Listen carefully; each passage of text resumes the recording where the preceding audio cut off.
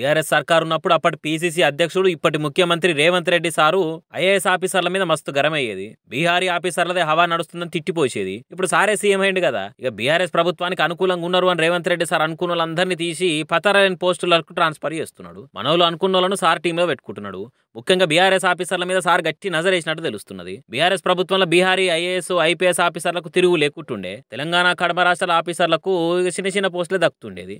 కానీ Revanth Reddy sir CM అయినాక scene మొత్తం రివర్స్ అవుతుంది. తెలంగాణలకు అటెంక దక్షిణాది రాష్ట్ర ఆఫీసర్లకే సార్ ప్రాధాన్యత ఇస్తున్నట్టు తెలుస్తున్నది. ముఖ్యంగా బీఆర్ఎస్ పక్కన పెట్టిన సమర్థులను ఏరి కోరి పెద్ద పెద్ద పోస్టులో కూసబెడుతున్నాడు ముఖ్యమంత్రి సారు. ఇక బీఆర్ఎస్ గవర్నమెంట్ లో ఎలిగెలిగిన ఐఏఎస్ అరవింద్ కుమార్ సార్ను తీసి డిజాస్టర్ మేనేజ్మెంట్ డైరెక్టర్ పోస్ట్ అప్పచెప్పినంటే సార్ ప్రక్షాళన ఏ తీరుందో చూడొచ్చు.